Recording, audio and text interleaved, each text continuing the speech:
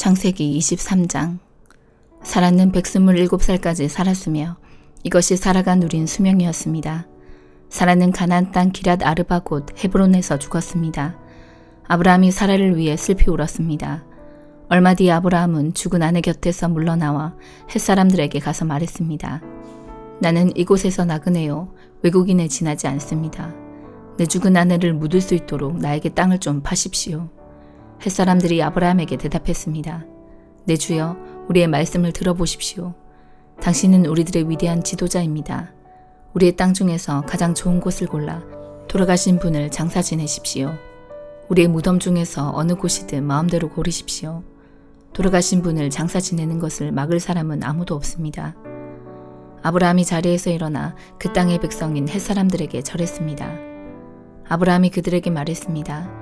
내 죽은 아내를 이 땅에 묻는 일을 정말로 도와주시겠다면 수알의 아들 에브론에게 부탁하여 에브론이 나에게 막벨라 동굴을 팔게 해주십시오.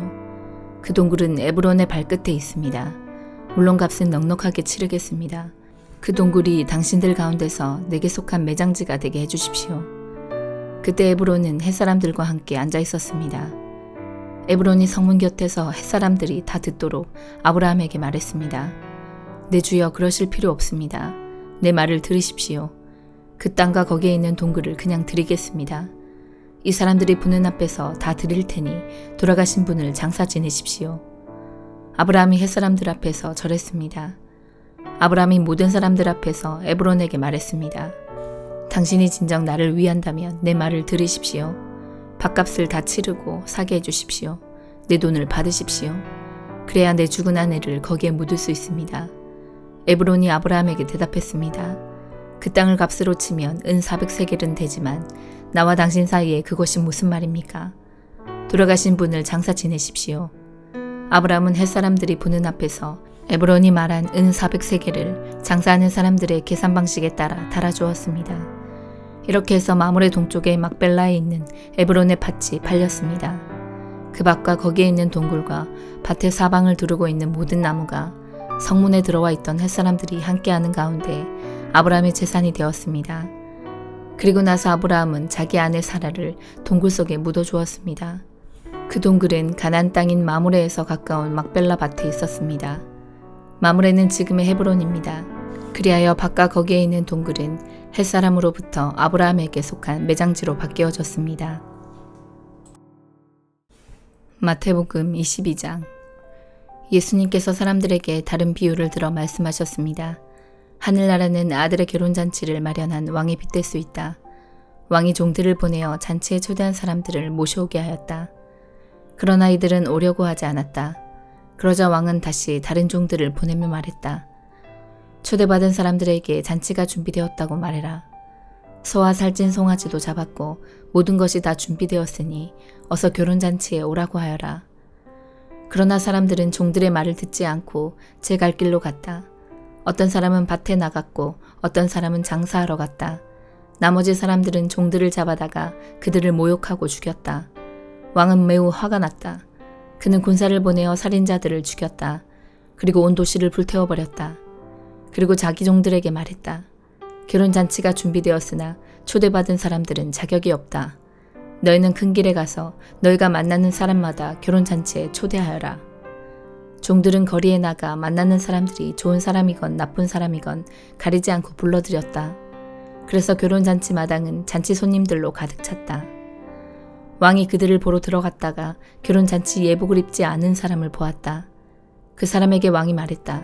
친구여, 결혼잔치 예복을 입지 않고 어떻게 여기에 들어왔는가? 그 사람은 아무 말도 하지 못했다.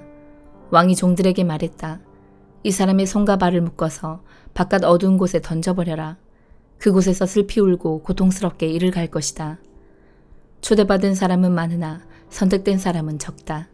그때 바리새파 사람들이 가서 예수님의 말씀을 트집잡아 예수님을 함정에 빠뜨리려고 공모했습니다. 그들은 자기들의 제자들을 헤롯 당원들과 함께 예수님께 보냈습니다. 이들이 말했습니다. 선생님, 우리는 선생님이 진실한 분이며 하나님의 길을 올바르게 가르치시며 사람의 얼굴을 보지 않으시므로 아무에게도 치우치지 않으신다고 생각합니다. 선생님이 생각하시는 것을 우리에게 말씀해 주십시오. 가이사에게 세금을 바치는 것이 옳습니까? 옳지 않습니까? 예수님께서는 이 사람들의 악한 생각을 아셨습니다. 그래서 말씀하셨습니다. 너희 위선자들아, 왜 나를 시험하느냐? 세금으로 내는 돈을 내게 보여라. 사람들이 은돈 한 데나리온을 예수님께 보여드렸습니다. 예수님께서 물으셨습니다. 이것은 누구의 얼굴이고 누구라고 쓰여 있느냐? 사람들이 대답했습니다. 가이사의 것입니다.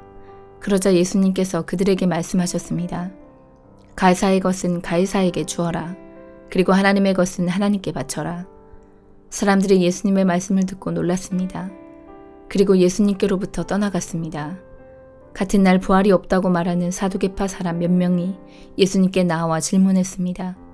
선생님, 모세는 남자가 아들이 없이 죽으면 그 동생이 형수와 결혼해서 형을 대신하여 아들을 낳아주어야 한다라고 했습니다. 우리 가운데 7 형제가 있었습니다. 첫째가 결혼했지만 아들을 낳지 못하고 죽어 아내를 자기 동생에게 남겨놓았습니다. 그런데 둘째도 셋째도 그리고 7째까지 첫째와 똑같이 되었습니다.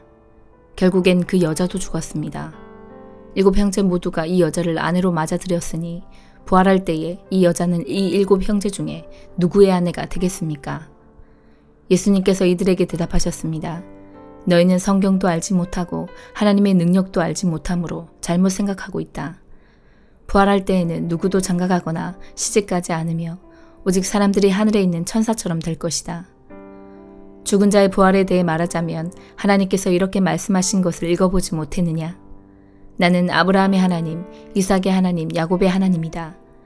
하나님은 살아있는 사람들의 하나님이시지 죽은 사람들의 하나님이 아니시다. 사람들이 이 말씀을 듣고 예수님의 가르침에 놀랐습니다. 예수님께서 사두개파 사람들의 말문을 막으셨다는 소식을 바리새파 사람들이 듣고 함께 모였습니다. 그 가운데 율법의 전문가 한 사람이 예수님을 시험하려고 질문을 하였습니다.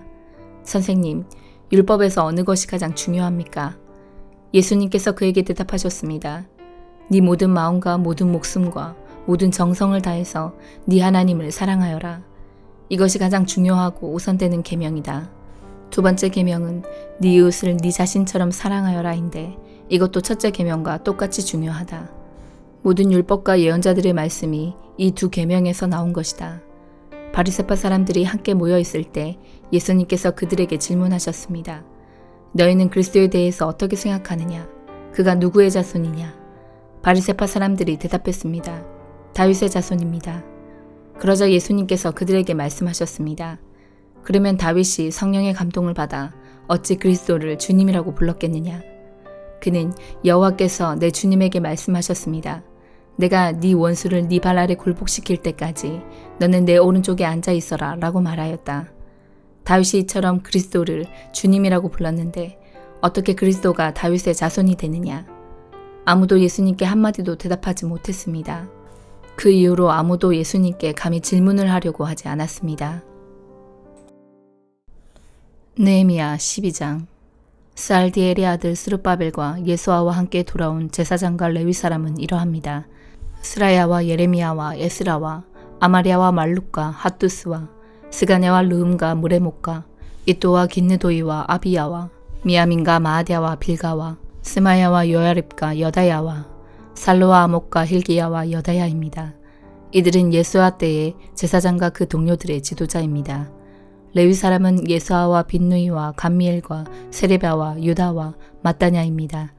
마따냐와 그의 친척들은 감사의 노래를 지휘했습니다. 그들의 친척 박부갸와 운노는 그들 맞은편에 서 있었습니다. 예수아는 요야김의 아버지입니다. 요야김은 엘리야십의 아버지입니다. 엘리야십은 요야다의 아버지입니다. 요야다는 요나단의 아버지입니다. 요나단은 야뚜아의 아버지입니다. 요야김의 시대에 제사장 집안의 지도자로 있던 사람은 이러합니다. 스라야 집안의 지도자는 무라야입니다.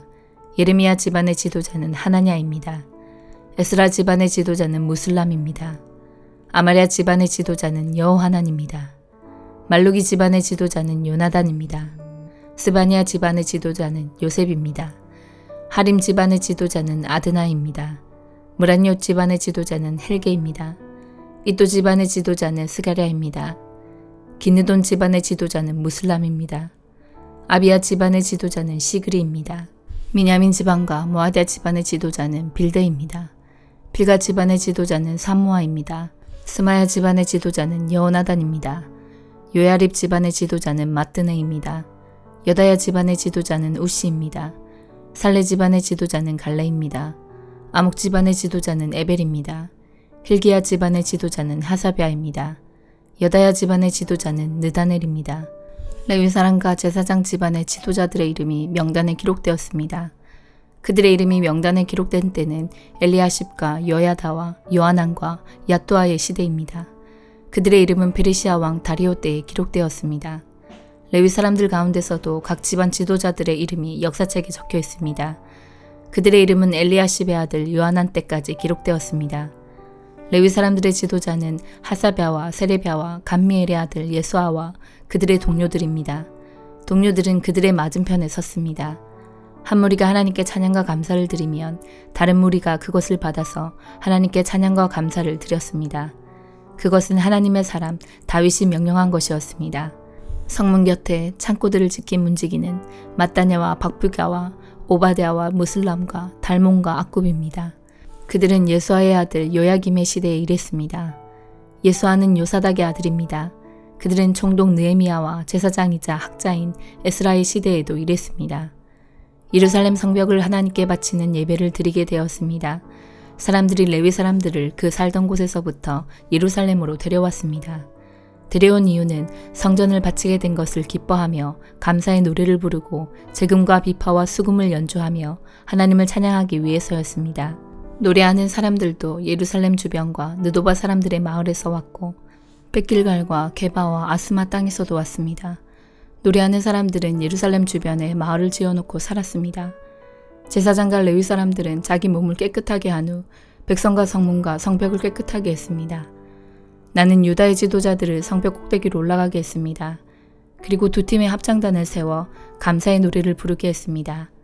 한 합창단은 성벽 오른쪽 꼭대기 곧 거름문 쪽으로 걸어갔습니다. 그 뒤로 호세아를 비롯해서 유다의 지도자들 절반이 걸어갔습니다. 아사랴와 에스라와 무슬람과 유다와 베냐민과 스마야와 예레미야도 그 뒤를 따랐습니다. 나팔을 든 일부 제사장들과 요나단의 아들 스가랴도 그 뒤를 따랐습니다. 요나단은 스마야의 아들이고 스마야는 mat단야의 아들입니다. mat단야는 미가야의 아들이고 미가야는 삭굴의 아들입니다. 삭굴은 아삽의 자손입니다. 스가랴의 동료들 곧 스마야와 아사렐과 밀랄레와 길갈레와 마에와 느다넬과 유다와 하나니가 그 뒤를 따랐습니다. 그들은 하나님의 사람 다윗의 악기를 연주하는 사람들입니다. 학자 에스라가 그들 앞에서 걸었습니다. 그들은 샘문에서부터 비탈진 성벽 계단을 타고 다윗의 성 쪽으로 곧장 올라갔습니다. 그들은 다윗의 집을 지나 동쪽의 물문까지 갔습니다. 다른 합창단은 왼쪽으로 돌아갔습니다. 나는 백성 절반과 더불어 성벽 위로 그들 뒤를 따랐습니다. 우리는 가마방대에서부터 넓은 성벽까지 갔습니다. 우리는 에브라임 문을 지나 옛문을 거쳐 물고기 문으로 갔습니다. 그리고 하나넬 망대와 함메아 망대를 지나 양문까지 갔다가 경비대 문에서 멈추었습니다. 두 합창단은 하나님의 성전에서 자리를 잡고 섰습니다. 지도자들 가운데 절반은 나와 함께 자리를 잡았습니다. 나팔을 든 제사장은 엘리야김과 마아세야와 미냐민과 미가야와 엘요에네와 스가랴와 하나니아입니다. 거기에 마아세야와 스마야와 엘르아살과 우시와 여호하난과 말기야와 엘람과 에셀도 있었습니다. 합창단은 예스라히야가 이끄는 대로 노래를 불렀습니다. 그날 백성들은 제물을 많이 바쳤습니다. 하나님께서 기쁨을 주셨기 때문에 그들은 즐거워했습니다. 여자와 아이들도 기뻐했습니다. 예루살렘에서 기뻐하는 소리가 멀리까지 퍼졌습니다. 그때 지도자들이 창고를 맡을 사람들을 세웠습니다. 그 창고는 예물과 첫 열매와 백성이 힘써 일에 얻은 것의 10분의 1을 보관하는 곳입니다. 율법에서는 마을 주변의 밭에서 난 것 가운데서도 제사장과 레위 사람들의 몫으로 얼마를 가져와야 한다고 가르치고 있습니다. 유다 백성은 제사장과 레위 사람들을 위해 기쁜 마음으로 바쳤습니다. 제사장과 레위 사람들은 하나님을 섬기는 일과 부정한 것을 깨끗하게 하는 일을 했습니다. 그리고 노래하는 사람과 문지기들도 다윗과 그의 아들 솔로몬이 명령한 대로 일을 했습니다. 옛날에 다윗과 아삽의 시대에도 노래하는 사람들의 지도자가 있었습니다. 그때도 하나님께 드리는 찬양과 감사의 노래가 있었습니다. 스룹바벨과 느헤미야의 시대에도 마찬가지입니다. 모든 이스라엘 백성은 노래하는 사람과 문지기들에게 쓸 것을 주었습니다. 레위 사람들을 위해서도 쓸 것을 따로 남겨두었습니다. 레위 사람들은 또 아론 자손의 몫을 따로 남겨두었습니다. 사도행전 22장. 저희 아버지와 형제가 되시는 여러분, 이제 제가 해명해 드리겠으니 잘 들어주시기 바랍니다. 그들은 바울이 히브리 말로 연설하는 것을 듣고는 더 조용해졌습니다. 바울은 말을 계속했습니다. 나는 유대인입니다. 길리기아 지방의 다소에서 태어났지만 이 도시에서 자랐고 가말리엘의 제자로서 그 밑에서 우리 조상의 율법대로 엄격한 교육을 받았습니다. 나는 오늘 여기 모인 모든 사람들처럼 하나님에 대해 열심히 있었습니다. 나는 예수의 도를 따르는 사람들을 핍박하여 그들을 죽이기까지 했으며 남자든 여자든 가리지 않고 그들을 붙잡아 감옥에 넣었습니다. 대제사장과 모든 장로들이 내 말이 사실이라는 것을 증언해 줄 것입니다. 나는 그들에게서 다마스커스에 있는 형제들에게 보내는 공문서를 받았습니다. 그래서 나는 그곳에 있는 신자들을 붙잡아 예루살렘으로 데려와서 벌을 받게 하려고 다마스커스로 떠났습니다. 정오쯤 되어 내가 다마스커스에 가까이 이르렀을 때에 갑자기 하늘로부터 밝은 빛이 나를 둘러 비쳤습니다. 나는 땅에 엎어졌고 사울아 사울아 어찌하여 나를 박해하느냐 라는 소리를 들었습니다. 내가 주님 당신은 누구십니까? 라고 물었더니 그분이 내게 나는 네가 박해하는 나사렛 예수다 라고 대답하셨습니다. 나와 함께 있던 사람들은 그 빛은 보았으나 나에게 말씀하시는 분의 음성은 듣지 못했습니다. 나는 주님 제가 어떻게 하면 되겠습니까? 라고 물었습니다. 그때 주님께서는 일어나 다마스커스로 가거라. 거기에 가면 네가 해야 할 일을 모두 일러줄 사람이 있을 것이다 라고 대답하셨습니다. 나는 그 빛의 강체 때문에 앞을 보지 못하게 되었습니다. 그래서 나와 함께 가던 사람들의 손에 이끌려 다마스커스로 들어갔습니다. 다마스커스에 아나니아라는 사람이 있었습니다. 아나니아는 모세의 율법을 따라 사는 경건한 사람이었으며 그곳에 사는 유대인들에게 존경을 받는 사람이었습니다. 아나니아가 나를 찾아와 내 곁에 서서 사울 형제, 눈을 뜨시오 하고 내게 말했습니다. 그 순간 나는 눈을 떠 그를 보았습니다. 그때 아나니아가 말했습니다. 우리 조상의 하나님께서 오래전에 당신을 택하셔서 그분의 뜻을 알게 하셨고 그 의로우신 분을 보게 하시며 그분의 입에서 나오는 말씀을 듣게 하셨습니다. 당신은 모든 사람들에게 당신이 보고 들은 것을 전하는 그분의 증인이 될 것입니다. 그러니 이제 무엇을 더 기다리겠습니까? 일어나 세례를 받으십시오. 그리고 그분의 이름을 부르십시오. 그러면 죄사함을 얻게 될 것입니다. 그 후 내가 예루살렘으로 돌아와 성전뜰에서 기도하고 있는 도중에 어떤 환상을 보게 되었습니다. 그 환상 중에 주님을 보았는데 주님께서 내게 말씀하셨습니다. 서둘러 예루살렘을 떠나라. 이곳 사람들은 네가 나를 증언하는 것을 받아들이지 않을 것이다. 그래서 나는 대답했습니다.